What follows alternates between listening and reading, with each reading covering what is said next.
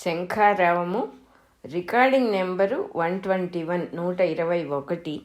Last chapter అయిన మోక్ష సన్యాస యోగం 18th చాప్టర్లో ఇప్పుడు మనం 45వ శ్లోకం నుంచి చదువుకోబోతున్నాము. స్వభావము స్వకర్మ అని ఇక్కడ హెడ్డింగు. తన స్వభావమును బట్టి తానే వర్గమునకు చెందినవాడో గమనించుకొని తనకు అనుగుణమైన కర్మాచరణమునందు ఆసక్తితో ప్రవర్తించువాడు సంసిద్ధిని పొందును. ఒకని అభిలాష ఇంద్రియ మనఃప్రవృత్తుల తాత్కాలిక సంసర్గమును అనుసరించి మారుచుండును. తన స్వభావము మాత్రము త్రిగుణముల మేళనమును అనుసరించి కలుగును. కనుక తాత్కాలిక పరిస్థితులను అనుసరించి మారిపోవుచుండుట ఉండదు. పూర్వకర్మ వాసనలు, వానిని అనుసరించిన జన్మ పరిస్థితులు అను వానిపై ఆధారపడి తన స్వభావం ఉండును. అది పై చెప్పిన 4 వర్ణములలో ఒకదానికి చెంది ఉండును. దానిని అనుసరించి అతని కర్తవ్యము నిర్ణయింపబడును. ఆ కర్తవ్యము అతనికి స్వకర్మ అగును. స్వకర్మనాచరించుట ఆ వ్యక్తికి స్వధర్మము అగును. కుతూహలము, అభిలాష అనునవి పరిసరములను బట్టి తన ఇంద్రియ మనఃప్రవృత్తులలో కలుగు వికారములను బట్టి మారుచుండును. వానిని బట్టి తన కర్తవ్యమును ఎన్నుకొన్నచో ఒకనాడు చేసిన పనికి మరి ఒకనాడు చేసిన పనికి సంబంధం ఉండక తన జీవశక్తి బహుధా భిన్నమై జీవితము విరిగిన పాలవలే అయిపోవును. విరిగిన పాలు ఆరోగ్యమును పాడు చేయునట్లు భిన్నమైన జీవశక్తి జీవితమును పాడు చేయును.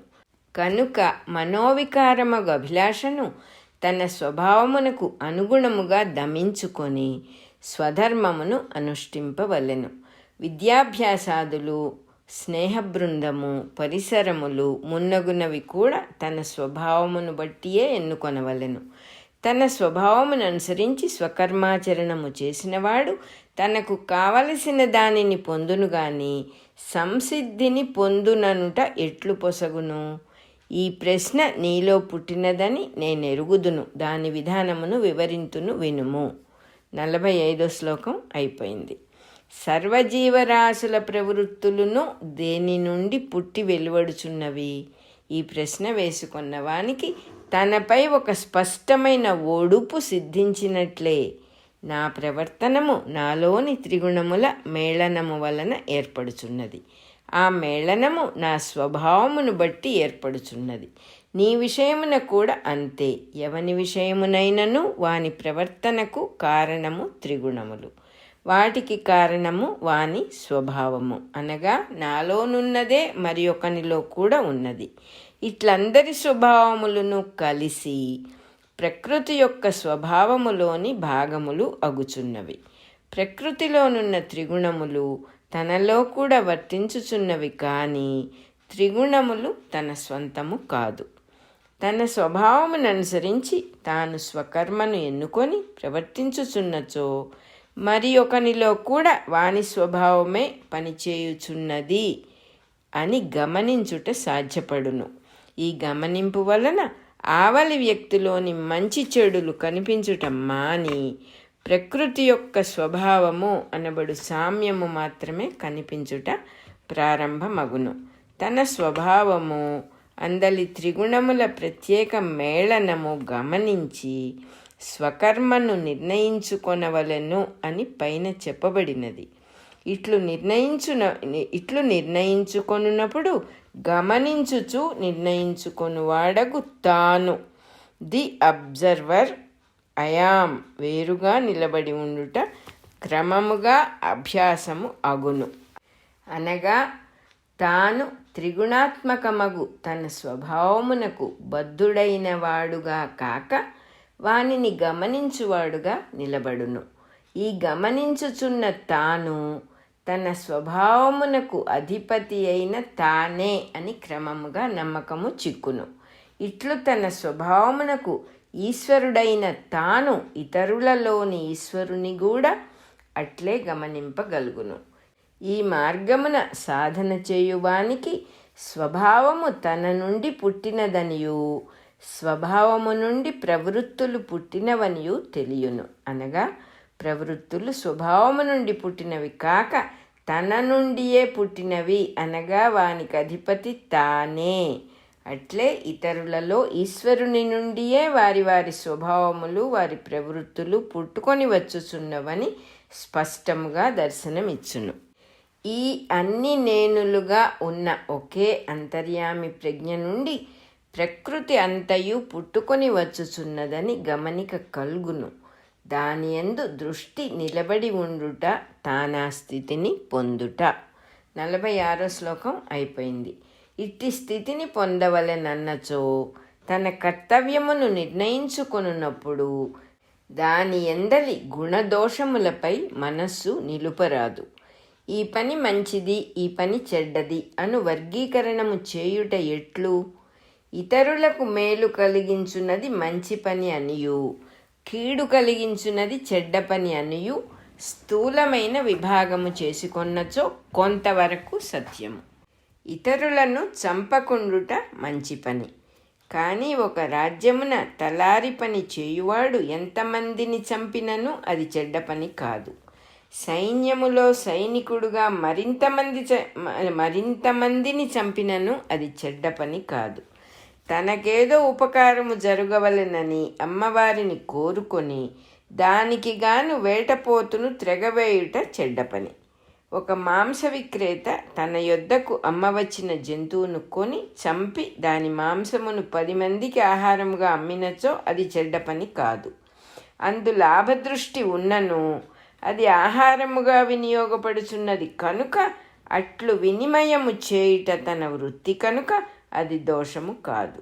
అనగా తన స్వభావమును బట్టి తన కర్తవ్యమును ఎన్నుకొన్నప్పుడు అందు తన రాగద్వేషాదులు, అహంకార మమకారాదులు పనిచేయనప్పుడు అది ఎంత చెడ్డ పని వలె కనిపించినను అది చెడ్డది కాదు.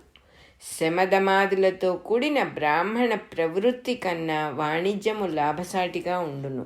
దానితో పాటు 10 మందిని పోషించుట అను మంచి పని కూడా జరుగును గనుక బ్రాహ్మణ స్వభావము కలవాడు వాణిజ్యమున దిగినచో దెబ్బతినక తప్పదు. తన స్వభావమునకు అనుగుణమైన కసాయి పనినైనను స్థిరముగా ఆచరించువానికి దోషమంటదు. అట్టివాడు ధర్మవ్యాధుని వలె మహాజ్ఞాని అయి ఉత్తమ గౌరవమునకు పాత్రుడై కర్మబంధ విమోచనమును పొంది పరమాత్మను అనుభవించుచు బ్రాహ్మణాదులకు కూడా గురువు కాగలడు. 47వ శ్లోకం అయిపోయింది.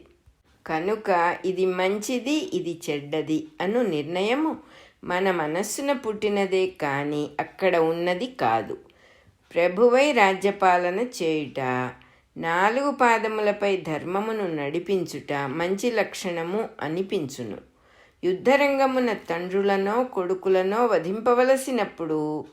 వధింపవలసి వచ్చినప్పుడు ఆ క్షత్రియ ధర్మమే పాప పంకిలము వలె కనిపించును. ఈ కనిపించుట తన మనస్సునకే.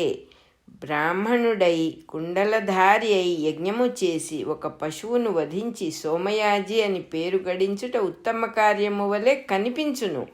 మేకనో గొర్రెనో చంపి దాని మాంసమును ఆహారముగా ఇతరులకు ఏర్పాటు చేయుట క్రూర కర్మ వలె కనిపించును. ఇట్లేది చూచినను మంచి చెడు అనునవి మన చూపును బట్టి ఉండును. ఇది మంచి, ఇది చెడు అను విభేదము మనస్సున నిలబడుటకు తాను చేయు పనియందు చిన్న చూపును, సెల్ఫ్ పిటి, ఇతరుల పనియందు గల ఆకర్షణ, గ్లామర్ కారణములగుచుండును. ఈ రంగుటద్దములను తొలగించుకొనినచో మంచి చెడు అనునవి ఆ పనియందుండవు అని తెలియను. తనకు మంచి పని, తనకు చెడ్డ పని అని ఉండును గాని పనులలో మంచి చెడ్డలుండవు. తన స్వభావమును అనుసరించి, తన వర్ణమును అనుసరించి, వయస్సును అనుసరించి తనకు అనుగుణమైన కర్మ తనకు స్వకర్మ అగును. పనిలో మంచి చెడ్డలెన్నుట వ్యర్థము. మంచి చెడు అను 2 లేకుండా ఏ కర్మయు ఉండనే ఉండదు. పొగ కొడిగట్టుట లేకుండా దీపము వెలుగుట ఉండనే ఉండదు. కనుక కర్మలలో మంచి చెడ్డలెన్నుట మాని తన స్వకర్మ ఏదో ఎన్నుకొనుట మాత్రమే మానవుడు చేయదగినది. ఇది ఒక్కటే వానికి శ్రేయస్సును కలిగించును. 48వ శ్లోకం అయిపోయింది. తన స్వభావమునకు అనుగుణమైన కర్తవ్యమును ఎన్నుకొని దాని మంచి చెడులను గూర్చి ఆలోచింపక కర్మాచరణము చేయువాడు ఫలాసక్తిని కూడా కలిగి ఉండవచ్చును. ఒక్క బ్రాహ్మణ ధర్మమున మాత్రము ఫలితమునందు ఆసక్తి ఉండుట ఎక్కువగా జరుగదు. బ్రాహ్మణ కర్మలలో అన్నియూ పరోక్ష ఫలములనిచ్చునవే గాని ప్రత్యక్ష ఫలములనిచ్చునవి లేవు. ప్రత్యక్ష ఫలములుండవు కనుక ఫలముల యందు ఆసక్తి ఉండుట కూడా ఎక్కువగా ఉండదు. మిగిలిన 3 వర్ణముల వారి కర్మలను ప్రత్యక్ష ఫలములనిచ్చునవి గనుక ఆయా కర్మలను ఆచరించువారు వానికి అనుగుణమైన స్వభావమును కలిగిన వారైనను ఫలితముల యందు ఆసక్తి కలిగి ఉండుటకు అవకాశమున్నది. ప్రాథమిక స్థాయిలో ఫలితములపై దృష్టి లేనిచో కర్తవ్యముపై ఎవ్వరికి శ్రద్ధ ఉండదు. పై చెప్పిన విధానమున వేరు ధర్మమును అవలంబింపవలెను అను చాపల్యమును అధిగమించి తన స్వభావ నియత కర్మమును మాత్రమే ఆచరించుట 2వ మెట్టు. వారిలో కూడా కర్తవ్యాచరణమునందు నిష్ట కుదురుటకు ఫలితములపై ఆసక్తి ఉండవలెను. అట్టి ఆసక్తితో స్వకర్మను ఆచరించుచు క్రమముగా ఫలితములపై దృష్టిని సడలించుకొనవలెను. ఇది సమర్పణ బుద్ధి వలన మాత్రమే సాధ్యపడును. అనగా జరుగుచున్న పని తన స్వంతము కాదనియు జగత్కర్మలో ఇది ఒక భాగమనియు గ్రహించుట వలన ఫలితములపై ఆసక్తి క్రమముగా సడలును. తన కర్మను జగత్కర్మకు కొలదియు తన స్వభావమును తనకన్నా వేరుగా గమనించగలుగుట సాధ్యమగుచుండును. తన ఇంద్రియ మనఃప్రవృత్తులు బుద్ధి అహంకారములతో కూడిన తాను అనబడు మొత్తము యూనిట్ తాను అనబడు అక్షర పురుషునిలో ఒక భాగము మాత్రమే అని గమనించుట జరుగును. అప్పుడు తన స్వభావముపై తనకు స్వామిత్వము లభించును. అట్లు లభించిన వాడు ఆచరించున్నది కూడా తాను అంతకుముందు ఆచరించుచున్న కర్మయే. స్వంత కర్మగా ఆచరించువాడు చేయు పొరపాట్లు కానీ వానికి గల తాపత్రయము గాని స్వామిత్వము వహించిన వానిలో ఉండవు. అట్టివాడు దేనిని ఆశించుట ఉండదు కనుక అతని యందున్నది సన్యాసమే.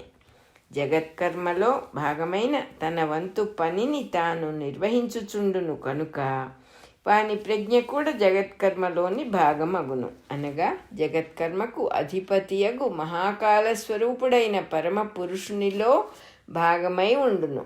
ఇట్లు బ్రహ్మప్రజ్ఞను పొందుటకు వలయు సాధన మార్గమును క్లుప్తముగా వివరింతును.